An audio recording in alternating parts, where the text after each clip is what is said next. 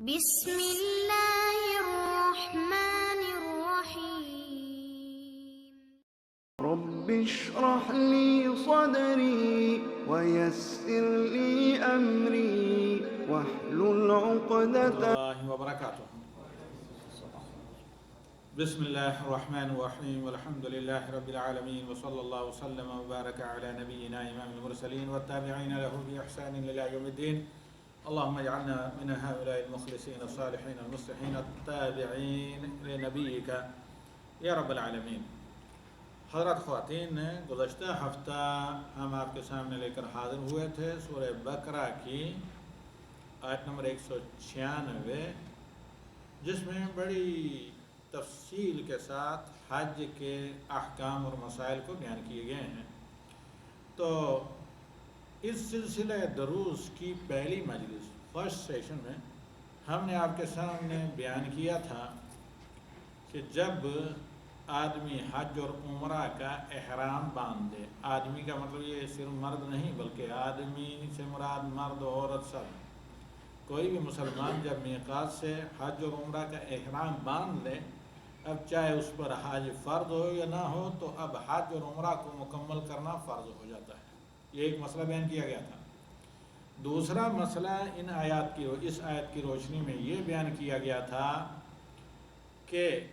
اگر راستے میں رکاوٹ آ جائے، کوئی بھی رکاوٹ ہو، احرام باندھنے کے بعد آدمی نہیں جا سکا، تو ایسی صورت میں کیا کرنا پڑے گا؟ جہاں روک دیا گیا وہاں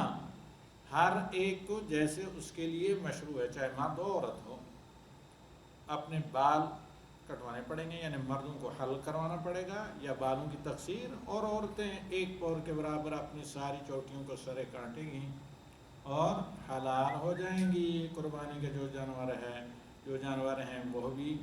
ذبح وہاں کرنے پڑیں گے۔ اگر کسی کو طاقت نہیں، اگرچہ ایک مسئلہ ذرا مختلف ہی ہے، تو پھر اس کے بجائے 10 روزے رکھیں گے، اور بعض لوگوں نے کہا ہے کہ نہیں 10 روزے نہیں، جب بھی موقع ملے تو دم ہی دینا پڑے گا،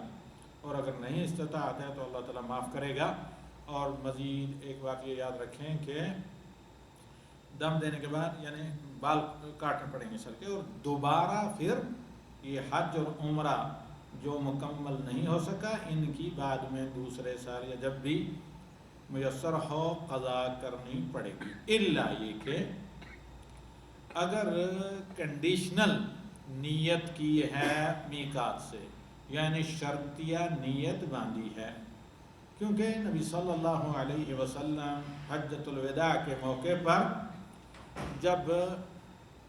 روانہ ہوئے مکہ سے تو اپنی ایک قرابت دار رشتہ دار خاتون قوم الضباع بنت زبیر بن عبد المطلب، زبیر کون تھے؟ نبی صلی اللہ علیہ وسلم کے چچا، ان کی بیٹی الضباع تھی جو نبی صلی اللہ علیہ وسلم کی کیا ہوتی ہیں؟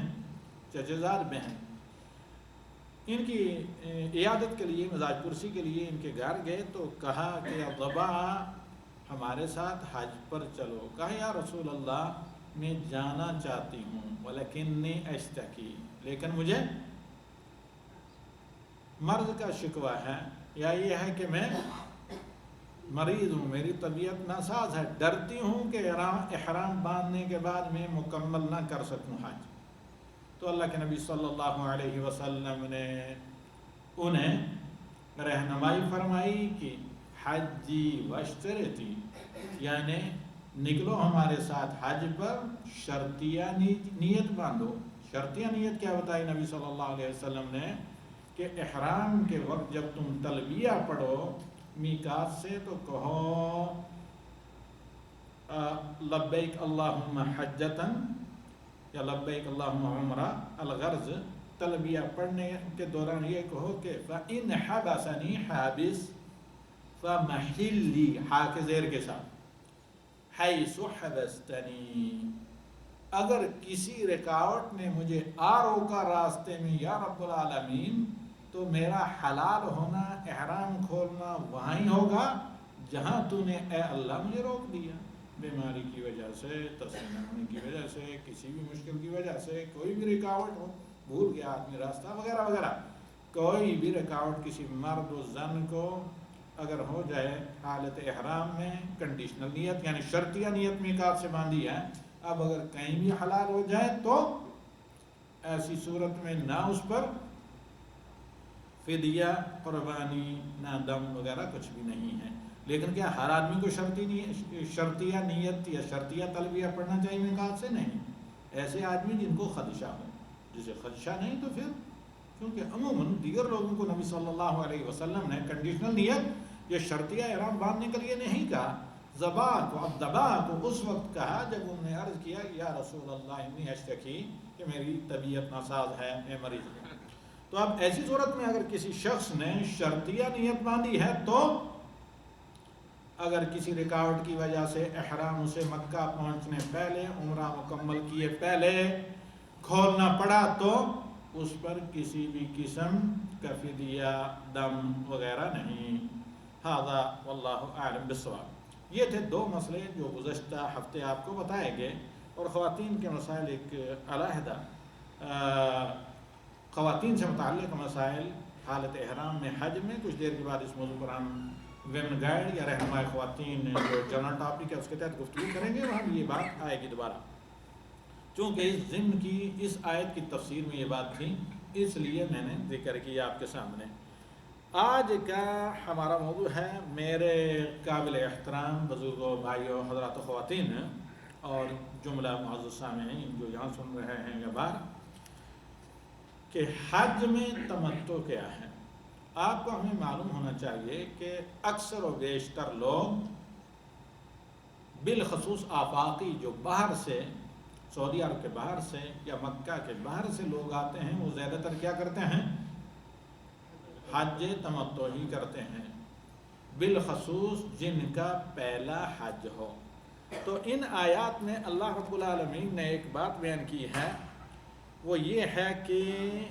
وَإِذَا أَمِنْتُمْ، اے مسلمانوں جب تم احرام باندھ کر حج اور عمرہ کی نیت سے، بلکہ یہ مراد حج کی نیت سے، بالکل باحفاظت اور بعافیت و خیریت مکہ پہنچ جاؤ، بیت اللہ شریف پہنچ جاؤ، تو ایسی صورت میں فمن تمتع بالعمرۃ الی الحج، یہاں پر قرآنی اصطلاح میں تمتع خاص مراد نہیں بلکہ تمتع عام ہے۔ ابھی میں بتاتا ہوں کہ تمتع عام اور خاص میں کیا فرق ہے۔ تو یہاں اللہ تعالیٰ کہتا ہے کہ اگر کوئی شخص حج اور عمرہ اس سفر میں کرنا چاہتا ہے، بصرف النظر اس کے کہ وہ عمرہ علیحدہ پھر حلال ہو کر 8 تاریخ کو حج کا احرام باندھا جائے، جس کو فقہاء تمتع کہتے ہیں، تمتع خاص یا تمتع عام، کہ نبی صلی اللہ علیہ وسلم کی طرح ایک ساتھ نیت کی جائے حج اور عمرہ کی، اور بلا احرام کھولے کیا کیا جائے، دونوں کی نیت کے ساتھ اکٹھے ارکان اور واجبات ادا کیے جائیں، جس کو حج قران فقہاء کی اصطلاح میں کہا جاتا ہے۔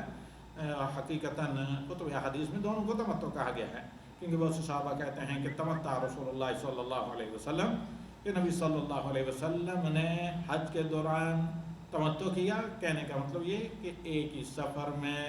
حج اور عمرہ دونوں ایک نیت سے کیے، اس لیے نبی صلی اللہ علیہ وسلم نے قربانی بھی دی، اور امہات المومنین نے سب نے تمتع کیا تھا، اور بعد میں قران، تو ان کی طرف سے گائے قربانی میں اللہ کے نبی صلی اللہ علیہ وسلم نے دی۔ تو یہاں اللہ رب العالمین کہتا ہے کہ جو شخص حج اور عمرہ، چاہے وہ حج قران ہو یا حج تمتع ہو،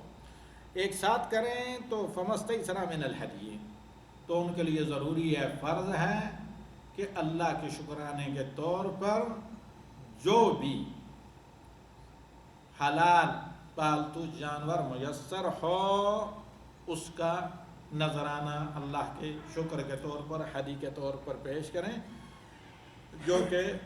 اللہ کی رضامندی اور قربت کے حصول کے لیے ہوتی ہیں، جس کو بر صغیر میں اضحیہ کے معنی میں قربانی لیتے ہیں۔ یہ حاجیوں والی وہ قربانی نہیں ہوتی، یہ ہدی اضحیہ سے بالکل علیحدہ چیز ہے۔ جو حاجیوں پر فرض ہوتی ہے وہ بھی صرف 2 قسم کے حاجی، قران کرنے والے اور تمتع کرنے والے۔ جو صرف حج کرتا ہے، حج افراد، اس کے اوپر قربان یہ ہدی فرض نہیں ہے۔ اب آگے اللہ تعالیٰ کہتا ہے فَمَن لَّمْ يَجِدْ، جسے میسر نہ ہو، یہ بھی اعجاز قرآنی ہے۔ میسر نہ ہونے کی کئی صورتیں ہو سکتی ہیں۔ نمبر ایک کہ آدمی کے پاس پیسے ہی نہیں اتنے کہ قربانی کا جانور خریدے یا اونٹ کا یا گائے کا 7واں حصہ خریدے اور کیا کرے، ہدی پیش کرے۔ ندار آدمی ہے، صرف حج کا خرچہ تھا، آنے جانے کا، کھانے پینے کا، ختم ہوا۔ دوسری صورت یہ ہے کہ آدمی خوشحال ہے لیکن قربانی کے جانور ہی نہیں ملتے، پیسے دے کر بھی میسر نہیں ہوتے، نہ 7واں حصہ اونٹ و گائے کا اور نہ کوئی دمبا بکری وغیرہ۔ تیسری یہ بھی عادت ہو سکتی ہے کہ یہ دونوں چیزیں موجود ہیں لیکن جو جانور مہیا ہیں، میسر ہیں، ان کے اندر قربانی کے شروط نہیں پائے جاتے، کیونکہ ہدی کے اندر وہی شروط ہیں جو قربانی یعنی اضحیہ میں شروط ہوتی ہیں۔ تو الغرض یہاں پر اللہ رب العالمین نے اپنے کلام میں ایک جامع بات کی ہے۔ جیسے پہلے کہا تھا اگر روک دیا جائے، رکاوٹ چاہے کچھ بھی ہو، تو اس کا حل یہ ہے۔ یہاں اللہ تعالیٰ فرماتا ہے کہ اے میرے بندوں اور بندیوں، تم حج تمتع یا قران کی نیت سے مکہ پہنچے ہو، اب ایسی صورت میں تمہارے اوپر کیا ہدی فرض ہے، ایک جانور یا اونٹ گائے کا 7واں حصہ خود بھی کھانا اور فقراء حرم میں تقسیم بھی کرنا۔ لیکن اگر کسی کو میسر نہ ہو یہ قربانی کرنا، سبب اس کا کوئی بھی ہو، ریزن کوئی بھی کیوں نہ ہو، تو اللہ تعالیٰ کہتا ہے کہ اس کا حل یہ ہے فَصِيَامُ ثَلَاثَةِ أَيَّامٍ فِي الْحَجِّ، تو 3 روزے آپ وہیں پر مکہ میں رکھیں، لیکن خبردار عید کے دنوں میں روزہ نہ رکھیں، بالخصوص عید کے دن، باقی دنوں میں رکھ سکتے ہیں۔ 3 روزے وہیں مکہ میں رکھیں، وَسَبْعَةٍ إِذَا رَجَعْتُمْ، اور 7 روزے واپس اپنے گھر آ کر۔ ٹوٹل کتنے ہوئے؟ 10 روزے۔ تِلْكَ عَشَرَةٌ كَامِلَةٌ، یہ 10 روزے مکمل ہونے چاہیے۔ اب کسی وجہ سے کوئی آدمی اگر 3 روزے مکہ میں نہیں رکھ سکا تو کیا کرے گا؟ پھر بھی گھر آ کر ان 10 روزوں کی تکمیل کرے گا، پورے 10 روزے رکھے گا۔ ذَلِكَ، یہ تمتع قران یا یہ ہے کہ یہ فدیہ، یہ 10 روزے یا اسی طریقے سے قربانی کس کے لیے ہے؟ لِمَن لَمْ يَكُنْ أَهْلُهُ حَاضِرَ الْمَسْجِدِ الْحَرَامِ، جو مکہ کے رہنے والوں میں سے نہ ہوں، باشندوں میں سے نہ ہوں۔ وَاتَّقُوا اللَّهَ وَاعْلَمُوا أَنَّ اللَّهَ شَدِيدُ الْعِقَابِ، تو یہ ہدایات ہے مسلمانوں، میرے بندوں اور بندیوں تمہارے پاس پہنچ چکی، اللہ کا تقوی اور پرہیزگاری اختیار کرو۔ تقوی اور پرہیزگاری کیا ہے؟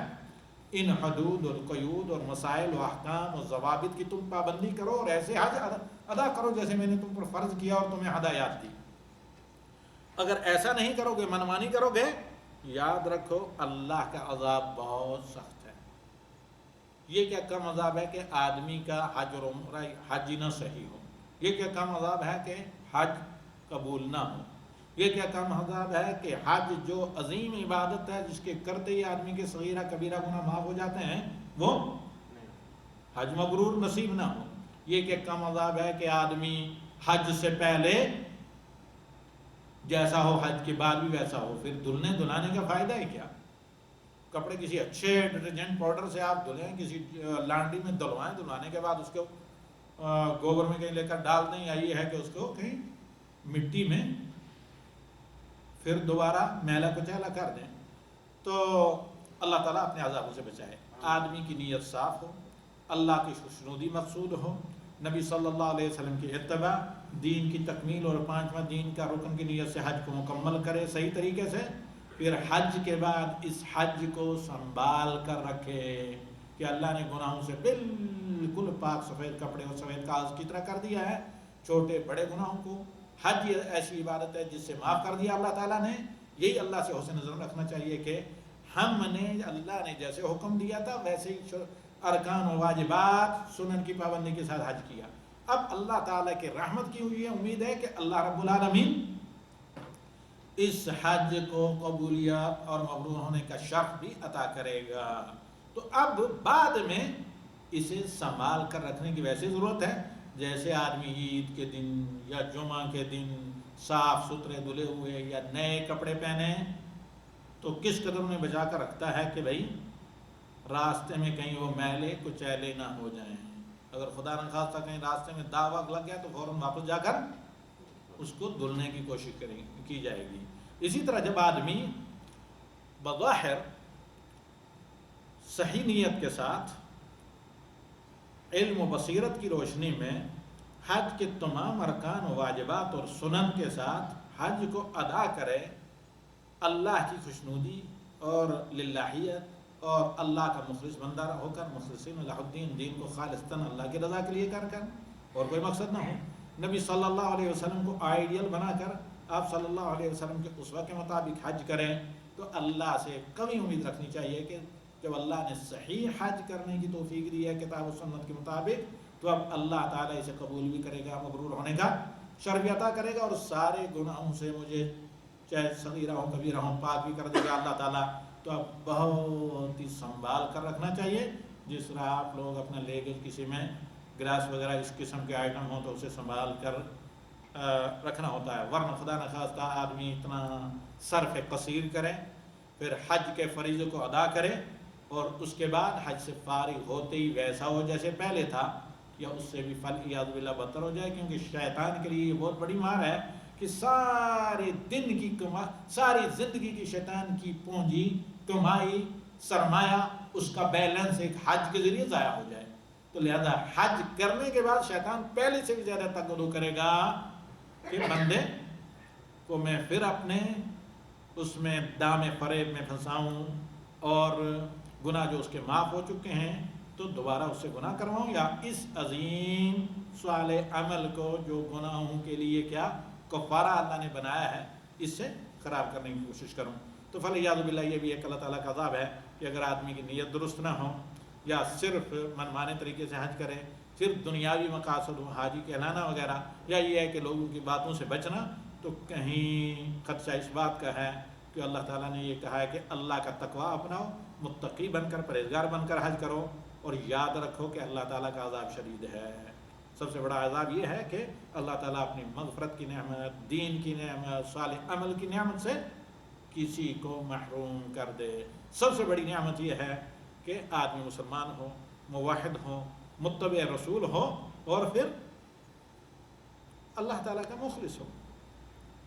اور اللہ تعالیٰ کا شکر ادا کرے جو اللہ تعالیٰ نے صالح اعمال کی توفیق دی ہے، پھر ان اعمال کو ضائع ہونے سے بچائے، کیونکہ انسانی شیطان اور جناتی شیطان سب کے سب کیا ہیں؟ دشمن ہیں۔ تو اللہ تعالیٰ کہتا ہے کہ ان الشیطان لکم عدو فاتخذوہ عدوا، کیونکہ شیطان تمہارا دشمن ہے، اسے دشمن مان کر رہو، کیونکہ وہ اپنے چیلوں کو اپنے ارد گرد جمع ہی کرتا ہے، ان سے اس طرح کے کام کرا کر تاکہ اس کے جہنم میں بھی ساتھی اور چیلے بنے رہیں۔ فالعیاذ باللہ، اللہم اجرنا من النار۔ تو حج ایک عظیم نعمت ہے۔ یہ چند باتیں آپ لوگوں کی خدمت میں ہم نے ان آیات کی روشنی میں بیان کی۔ اب حج تمتع، حج قران اور حج افراد، اس پر مستقل آئندہ میں درس دوں گا، لیکن اختصار کے ساتھ حج تمتع جو افضل ہے، جس پر اقصائے نبی صلی اللہ علیہ وسلم نے جس کی تمنا کی، وہ یہ ہے کہ آدمی میقات سے صرف کیا کرے؟ عمرے کا احرام باندھے، مکہ جا کر طواف کرے، سعی کرے، اور حلق یا تقصیر کروا کر، کٹنگ کرا کر سارے سر کے بالیں کی، دو ادھر سے دو ادھر سے نہیں، کیا کریں؟ احرام کھول دیں، عورتیں ہوں چاہے مرد ہوں، ظاہر بات ہے عورتیں صرف تقصیر کریں گی، تھوڑے تھوڑے بال کاٹیں گی۔ تو ایسی صورت میں کیا؟ پھر اس کے بعد 8 تاریخ کو دوبارہ حج کا احرام باندھ کر حج کے سارے اعمال کریں۔ یہ کیا ہے؟ تمتع۔ تمتع کی دوسری صورت یہ بھی ہے کہ حج اور عمرہ کا ایک ساتھ احرام باندھے اور تلبیہ پڑھے مکہ سے، جیسے نبی صلی اللہ علیہ وسلم کے ساتھ صحابہ نے ذوالحلیفہ سے کیا، کیونکہ تمتع اس سے پہلے وہ نہیں جانتے تھے، وہ تو مقام صرف پہنچ کر سب سے پہلے معلوم ہوا کہ نبی صلی اللہ علیہ وسلم نے تمتع کا اعلان کیا۔ پھر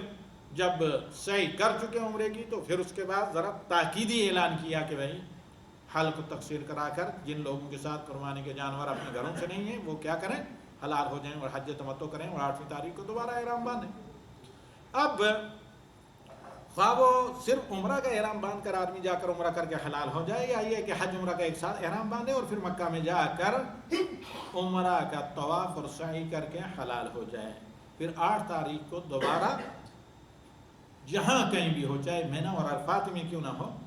8 کے بعد 8 کو حتیٰ کہ 9 کو بھی اگر حج کا صرف احرام باندھے اور حج کے سارے ارکان اور واجبات ادا کرے اور سنتیں بھی، یہ کیا ہے؟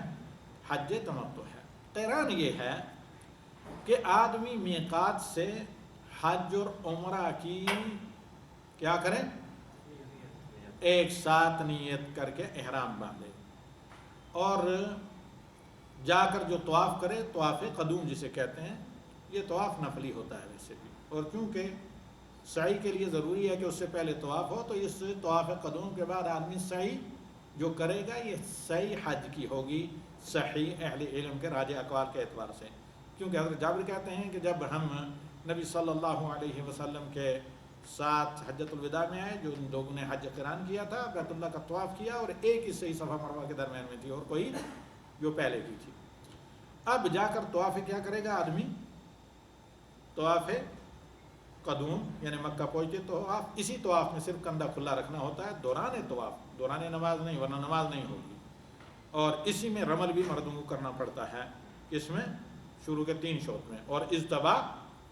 پورے دائیں کندھے کو کھلا رکھنا پورے 7واں شوط میں۔ تو اب اس طواف کے بعد آدمی صحیح کرے گا، یہ صحیح کس کی ہوگی؟ حج کی، چاہے وہ حج قران ہو یا حج تمتع میں علیحدہ صحیح یا حج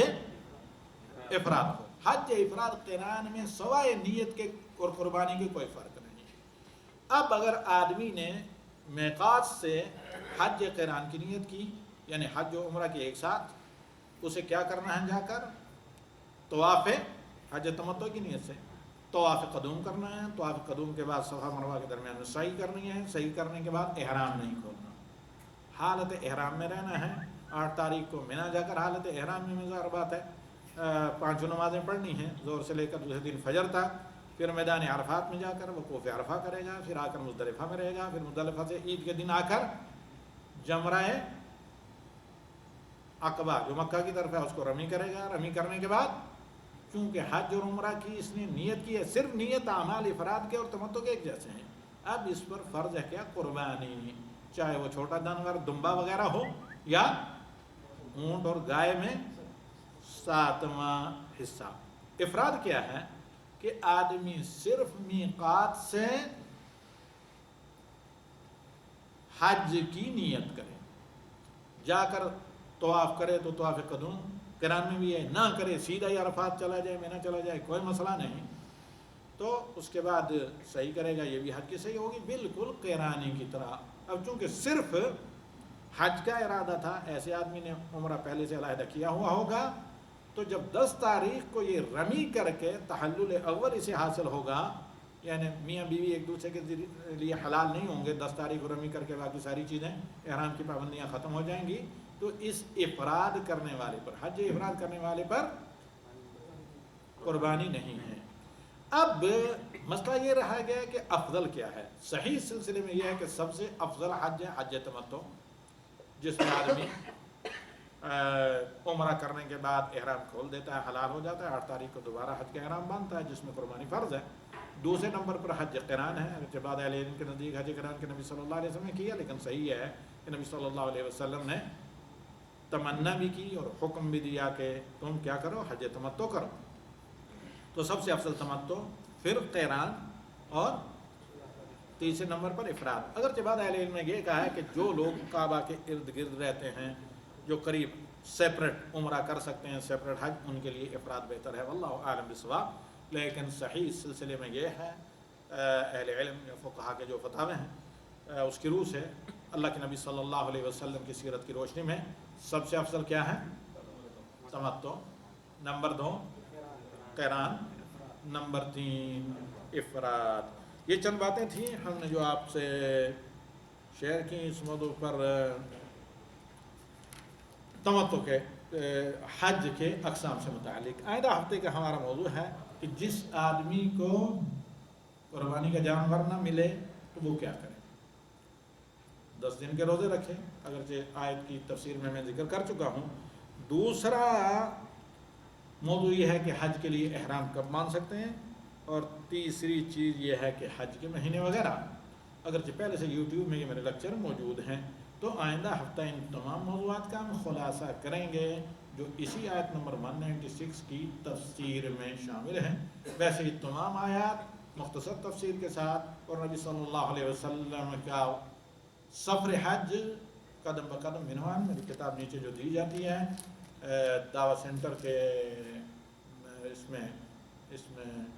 شعبہ میزان میں، یعنی گرینڈ فلور سے اوپر جو ہے ایم ایریا میں، تو وہاں سے جا کر آپ حاصل کر سکتے ہیں، اس سے استفادہ کر سکتے ہیں۔ اور ویسے یہ پی ڈی ایف میں بھی ہے میرے خیال میں القلم میں۔ تو یہاں پر آج کے درس تفسیر میں اسی قدر ہم اتفاق کرتے ہیں، یہ تھوڑے تھوڑے کر اس لیے میں آپ کو بتاتا ہوں تاکہ مسائل یاد رہیں، ازبر رہیں، ذہن میں کچھ سوالات، استفسارات، کچھ ڈاؤٹ پیدا ہوں تو ان سے بھی آپ آسانی سے عہدہ برا ہو سکیں کہ آپ سوال کر کے اطمینان بخش اور خاطر خواہ مدلل جواب حاصل کر سکیں۔ نسأل اللہ سبحانہ وتعالی ان يرزقنا علما نافعا وعملا صالحا ودعاء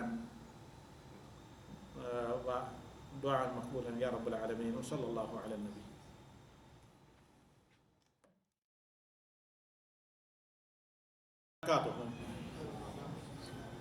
بسم اللہ والحمد للہ والصلاة والسلام علی رسول اللہ ومن والاه، اللہم اجعلنا من هؤلاء الاتقیاء الاصحاء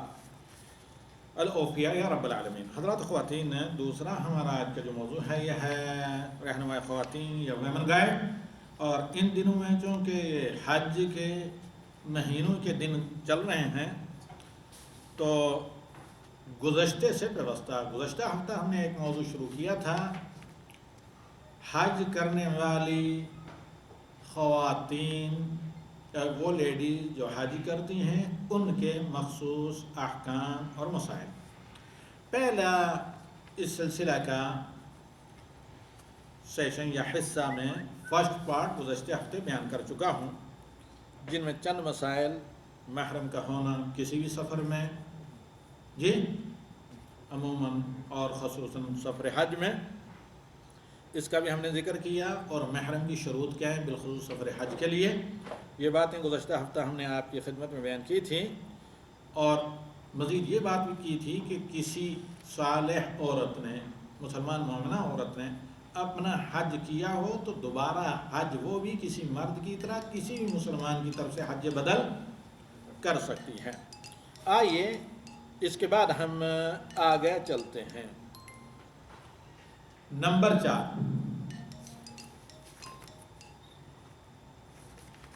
4، اگر کسی خاتون کو، کسی ماں بہن، کسی بیٹی کو حالت احرام میں یا سفر حج پر نکلتے ہی، احرام باندھنے سے پہلے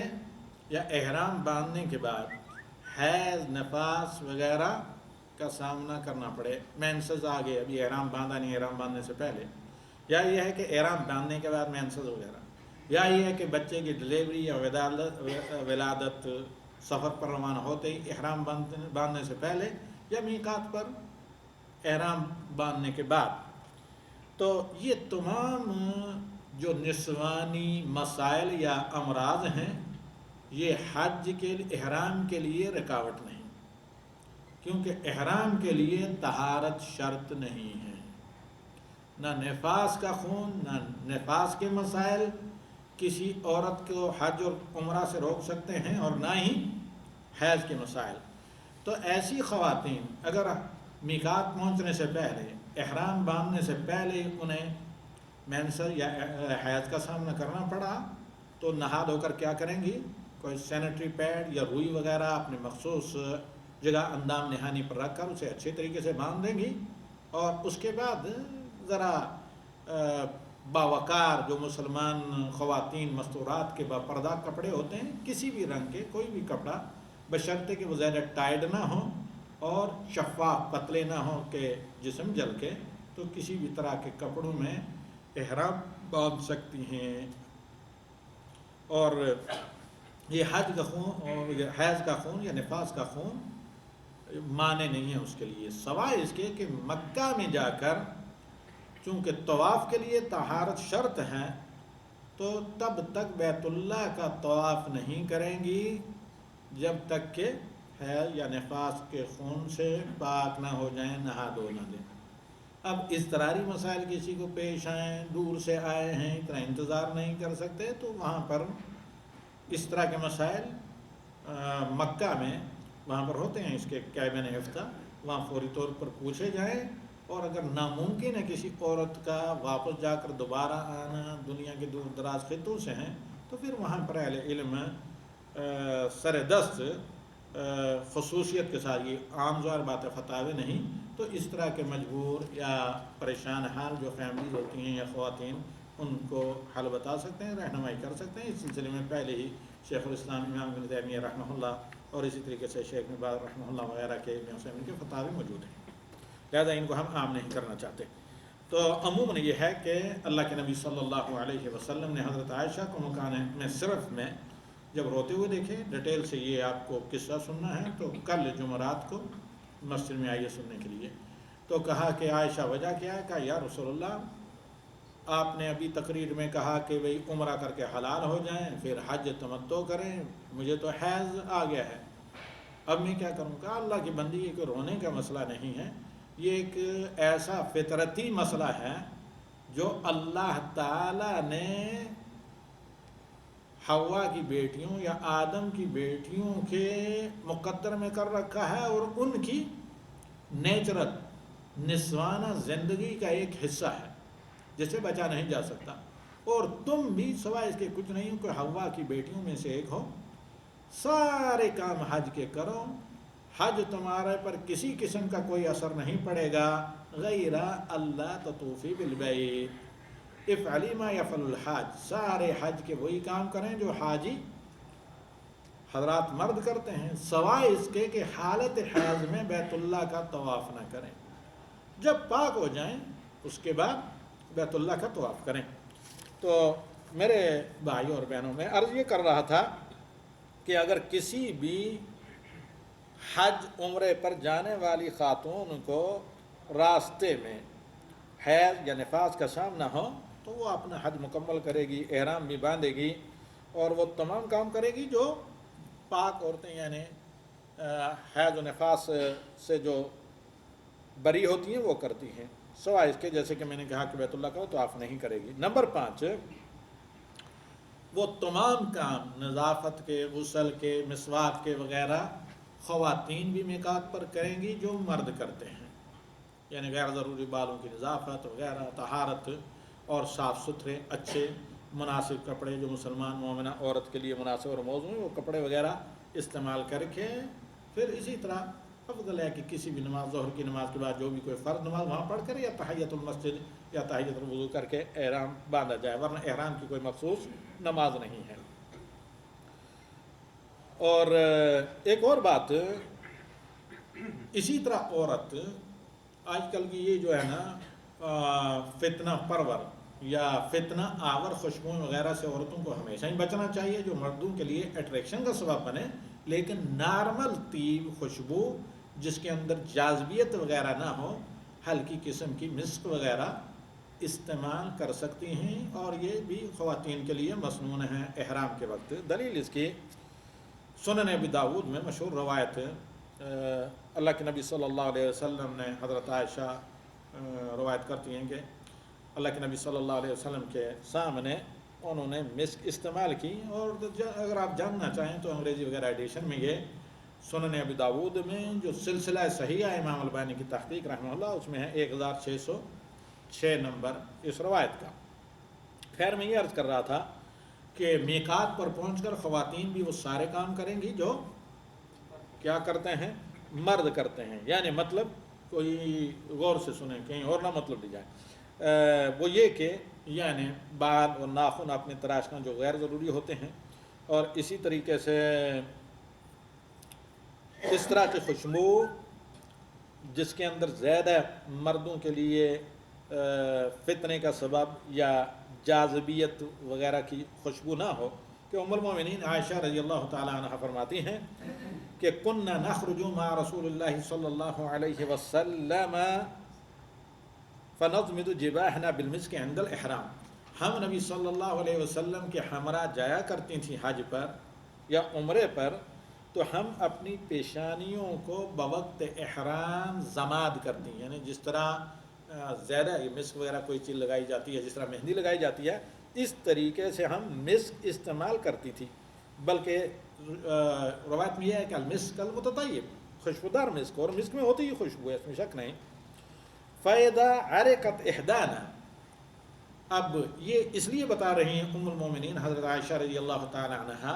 کہ تاکہ یہ کسی کو شبہ نہ ہو کہ ہو سکتا ہے نبی صلی اللہ علیہ وسلم کی لا علمی میں ایسا کیا ہو۔ کہتی ہیں جب ہم میں سے کسی خاتون کو پسینہ آتا تو یہ مسک بہہ کر پیشانی پر آ جاتی چہرے کی طرف، تو اللہ کے نبی صلی اللہ علیہ وسلم کو یہ معلوم ہوتا، وہ آپ صلی اللہ علیہ وسلم نے ہمیں منع نہیں کیا۔ فَإِذَا عَرِقَتْ إِحْدَانَا سَالَ عَلَى وَجْهِهَا فَيَرَاهَا النَّبِيُّ صلی اللہ علیہ وسلم فَلَا يَنْهَانَا، اور جب ہم میں سے کسی کو پسینہ آتا تو یہ مسک کا جو رنگ ہے یہ بہہ کر سر کی طرف سے پیشانی پر آ جاتا یا چہرے پر، تو اللہ کے نبی صلی اللہ علیہ وسلم دیکھتے اور ہم میں سے کسی کو بوقت احرام مسک سے نبی صلی اللہ علیہ وسلم نے منع کیا نہیں منع کیا۔ ھذا اللہ اعلم بالصواب۔ سنن ابو داؤد میں جیسے کہ میں نے کہا کہ امام البانی رحمہ اللہ کہتے ہیں قلتم سندہ صحیح، یہ روایت سندن صحیح ہے۔ نمبر 7، حالت احرام میں کسی بھی محرمہ خاتون عورت کے لیے، ماں بیٹی کے لیے، بہن کے لیے یہ جائز ہے کہ جس طرح کے کپڑوں میں چاہے احرام باندھیں، کوئی بھی رنگ ہو، ضروری نہیں ہے سفید ہونا جیسے بر صغیر کے لوگوں میں رائج ہے، اور ضروری نہیں ہے ڈارک گرین ہونا جیسے سعودی عرب کے بہت سے جنوب وغیرہ کے خطوں میں رائج ہے، ضروری نہیں ہے کسی اور رنگ کا ہونا جیسے دیگر خطوں کے لوگوں کے اندر، افریقہ وغیرہ کے لوگوں کے خطوں کے اندر رائج ہے۔ رنگ کوئی بھی ہو، چند چیزوں کا خیال رکھیں، بے پردگی نہ ہو، بہین طور پر کہ اتنا ٹائٹ کپڑا نہ ہو کہ جسم کی صاف نشیب و فراز نظر آئے، اتنا چھوٹا نہ ہو کہ عورت کے پاؤں یا پنڈلیاں وغیرہ نظر آئیں، اتنا شفاف باریک اور پتلا کپڑا نہ ہو کہ جسم جھلکے خواتین کا، اور کیا مردوں سے مشابہت نہ ہو، غیر مسلم کافرہ عورتوں سے مشابہت وغیرہ نہ ہو، اور اسی طرح کوئی ایسی چیز نہ ہو جو حرام ہو، یعنی اس طرح کے فر وغیرہ کے کپڑے نہ ہوں جو اس طرح کے جانوروں پہ ہوں جو غیر معقول اللہ وغیرہ ہیں، یہ معروف جو شروط ہیں وہ۔ باقی کسی بھی رنگ کے اور کسی بھی طرح کے کپڑے میں خواتین کیا کر سکتی ہیں، احرام باندھ سکتی ہیں، کشادہ ہونا چاہیے، حتیٰ کہ ایک میکسی بھی ہو، پر خیمار ہو، کوئی حرج نہیں ہے۔ تمام اہل علم کا اس بات پر اجماع ہے کہ محرمہ عورت حالت احرام میں خاتون سلے ہوئے کپڑے پہن سکتی ہیں، مثلا قمیض استعمال کر سکتی ہیں، قمیض کا مطلب ہرگز شرٹ نہیں ہے بھائی، قمیض سے مراد یہاں پر کرتا وغیرہ اس طرح کے کپڑے، قمیض، اور اسی طریقے سے پاجامے، شلوار وغیرہ، حتیٰ کہ انڈر ویئر وغیرہ بھی خواتین استعمال کر سکتی ہیں حالت احرام میں، اور اوڑھنیاں، حتیٰ کہ موزے جن کو شراب کہتے ہیں، خواتین کے جو موزے وغیرہ ساکس ہوتے ہیں یہ تمام استعمال کر سکتی ہیں، کوئی خاص قسم کا رنگ متعین نہیں جیسا کہ بعض دنیا کے خطوں کے اندر رائج ہے۔ اور جب بھی ضرورت پڑے تو یہ احرام کے کپڑے جس طرح مرد بدل سکتے ہیں، خواتین بھی نہانے کے وقت یا جب بھی چاہیں کسی وجہ سے بدلنا چاہیں، کہیں ایک جوڑ ایک سفر حج کے اندر بدل سکتی ہیں، اس میں کوئی مذائقہ نہیں ہے، ہر دفعہ ہر دن نہا کر بدلنا چاہیں کوئی حرج نہیں وغیرہ۔ اور نمبر 8، خواتین بھی مردوں کی طرح تلبیہ پڑھیں گی لیکن آہستہ آواز سے، جس کو خود سنیں، بلند آواز سے اہل علم کے ہاں خواتین کے لیے تلبیہ پڑھنا یہ ناپسندیدہ ہے، کیونکہ فتنے کا سبب بن سکتی ہے دوران سفر مرد حجاج وغیرہ کے لیے۔ اور اسی طریقے سے نمبر 9،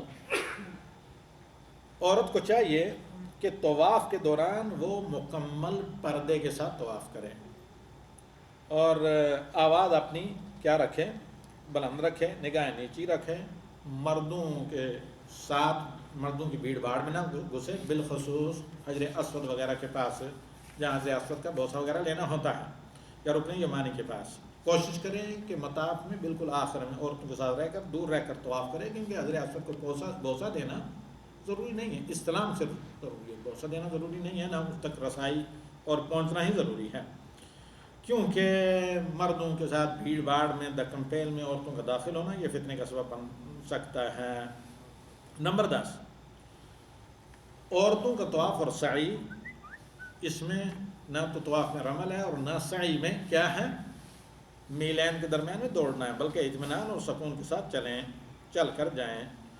اور بے اتفاق اہل علم عورتوں کے اوپر نہ تو رمل ہے بیت اللہ کے ارد گرد طواف کرتے ہوئے جو دل کی چال پہلے 3 چکر میں چلتے ہیں، اور نہ ہی صفا و مروہ کے درمیان میں دوڑنا، اور نہ ہی اجتباء وغیرہ۔ نمبر 11، اور بعض جو حائضہ عورت وغیرہ کیا کرتی ہیں،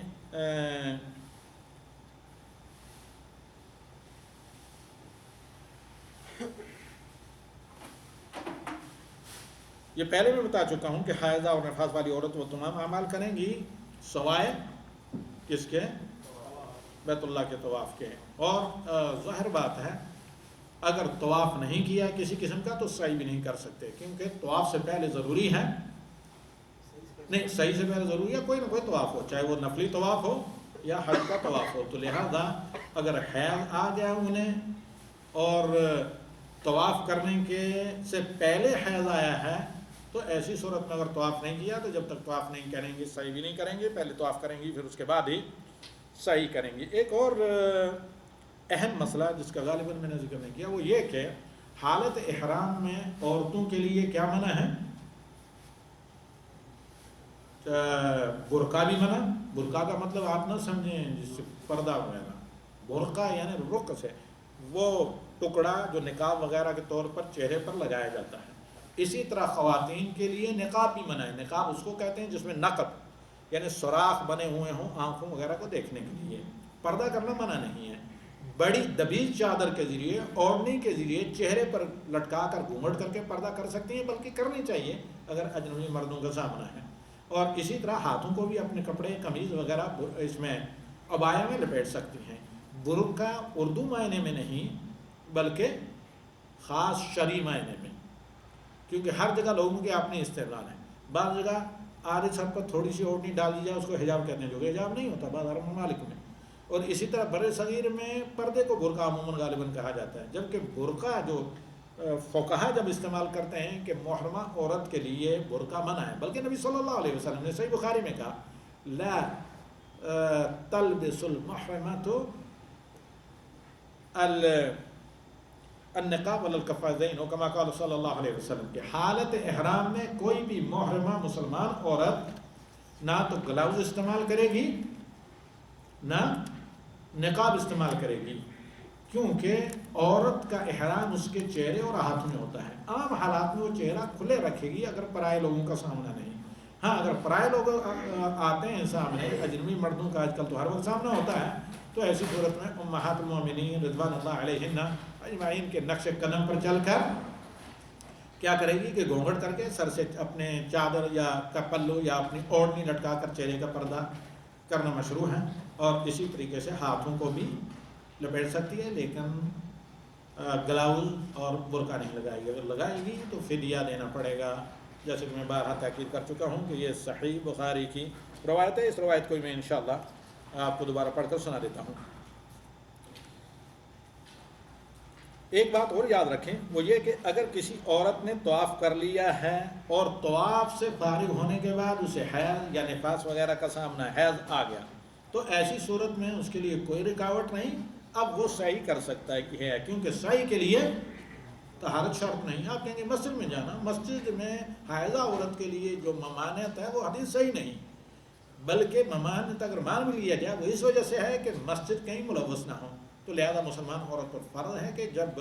سعی کرے، طواف کر چکی، طواف سے فارغ ہونے کے بعد کیا حیض آ گیا یا آخر میں، تو ایسی صورت میں وہ سعی کرے گی، لیکن اس درجہ خیال رکھے کہ خون کے قطرات نہ تو اس کے کپڑوں پر نہ اس کے جسم پر کہیں پڑیں اور نہ ہی مسجد ان سے ملوث ہو، اور یہ تلویث کی وجہ سے ممانعت ہے، واللہ اعلم بالصواب۔ نمبر 12، اسی طرح خواتین کے لیے مزدلفہ سے چاند غروب ہونے کے بعد آدھی شب کے بعد رمی کرنے کے لیے جائز ہے، بالخصوص جو کمزور خواتون اور بچے یا بالخصوص جو بوڑھے وغیرہ ہوں۔ نمبر 13، عورت احرام کھولنے سے پہلے یعنی حج کے اعمال سے فارغ ہونے کے بعد یا عمرہ کے واجبات وغیرہ سے، ارکان وغیرہ سے فارغ ہونے کے بعد، واجبات سے فارغ ہونے کے بعد آخری واجب کیا کرے گی کہ اپنے سر کے بال ایک پور اتنا 1 انچ برابر ساری چوٹیوں کا سرے کٹوائے گی، یا اپنے ہاتھ سے بھی کاٹ سکتی ہیں، حتیٰ کہ حالت احرام میں بھی شوہر اور بیٹا وغیرہ ہو، کوئی خاتون ہو تو وہ کاٹ سکتی ہیں۔ محرم کے لیے دوسرے کے بال کاٹنا حالت احرام میں حلال ہونے کے وقت، حج اور عمرہ سے فارغ ہونے کے بعد منع نہیں ہے۔ عورت کے لیے حلق ہرگز جائز نہیں، کہیں گے یہ بتانے کی کیا ضرورت ہے، ہم سب لوگوں کو معلوم ہے، لیکن ہم نے چونکہ 27-29 سال مجھے ہو گئے ہیں حج اویرنیس شعبے میں کام کرتے ہوئے، تو اس طرح کے بہت سے لطائف ہم نے دیکھے ہیں لوگوں کے۔ ایک آدمی کو میں نے نماز پڑھتے مسجد نمرہ میں دیکھا، اس زمانے میں توعیہ کے حافظ اویرنیس 6 میں ہوتا تھا،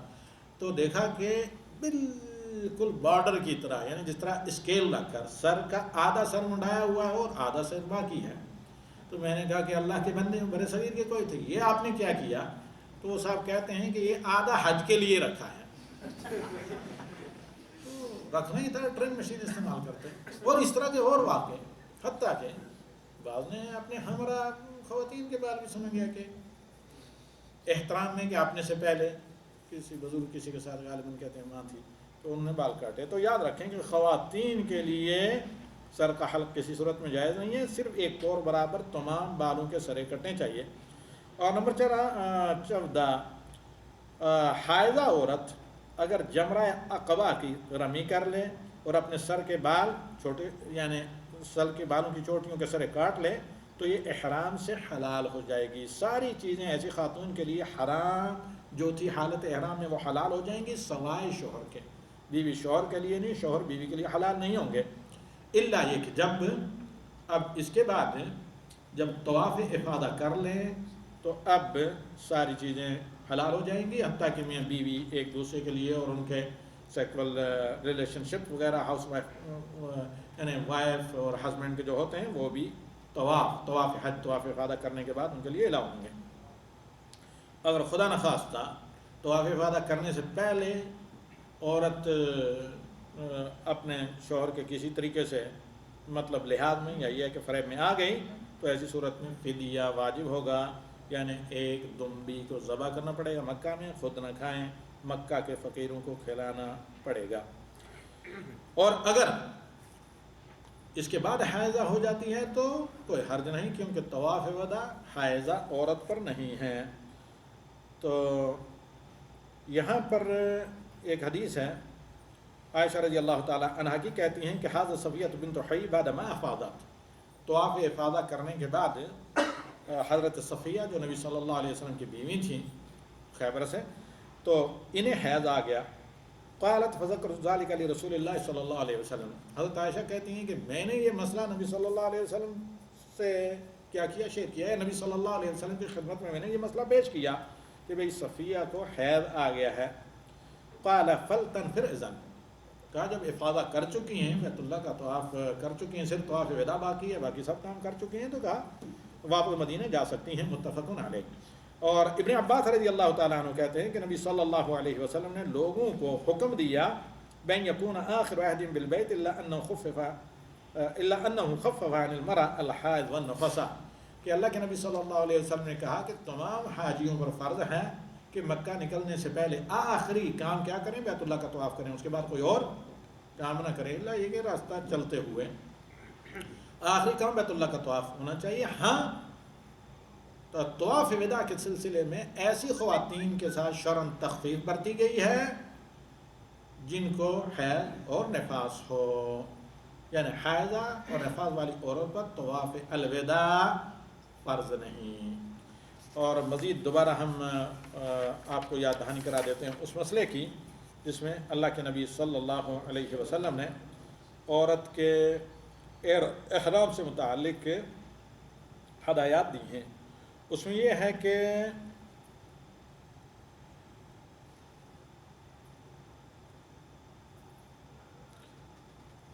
چھواں نقطہ میں نے پوائنٹ نہیں آپ کو بتایا تھا جہاں میں نے یہ ذکر کیا تھا کہ سنن ابی داؤد میں ہے کہ ام المومنین حضرت عائشہ صدیقہ رضی اللہ تعالیٰ عنہ کہتی ہیں کہ ہم مسک لگایا کرتی تھیں اور پسینے کی وجہ سے ہمارے چہرے پر بہکر آ جاتی، نبی صلی اللہ علیہ وسلم دیکھتے ہمیں منع نہیں کرتے. تو اس کے بعد یہ 5واں نمبر تھا. اس کے بعد 6واں نمبر یہ ہے کہ جب احرام کی نیت کرے میقات سے کوئی بھی مسلمان خاتون جو حج اور عمرہ کرنا چاہتی ہے تو یہ اپنا برقع بھی اتارے گی. برقع کا مطلب جو چہرے کے پردے کے لیے خاص جو ٹکڑا کپڑے کا ہوتا ہے تو برقع اتارے گی اور نقاب بھی اتارے گی، کیونکہ یہ دونوں اس نے اگر احرام سے پہلے پہنے ہوئے ہوں تو احرام کے وقت ان دونوں کو اتار دے گی. لیکن کیا کر سکتی ہیں، اس کی جگہ وہ اپنے دوپٹے کے ذریعے بڑی چادر کے ذریعے گھونگھٹ بنا کر چہرے کا پردہ کر سکتی ہے، اس میں ہاتھوں کو بھی لپیٹ سکتی ہیں. تو اب اپنے چہرے پر دوپٹہ یہ استعمال کرے گی یا کوئی بھی ایسا کپڑا اوپر سے لٹکا دے گی چہرے کے اوپر سے جب پرائے مردوں کا سامنا ہو. اور یہ تعلیمات جو اللہ کے نبی صلی اللہ علیہ وسلم کی ہیں یہ صحیح بخاری میں ہیں کہ اللہ کے نبی صلی اللہ علیہ وسلم نے فرمایا لا تنتقم المرأة المحرمہ کہ حالت احرام میں حج عمرہ کرنے والی محرمہ عورت نقاب ہرگز نہیں پہنے گی. هذا والله اعلم بالصواب وصلى الله على رب النبي اشرح لي صدري ويسر لي أمري واحلل عقدة من لساني يفقه قولي. رب اشرح لي صدري ويسر لي أمري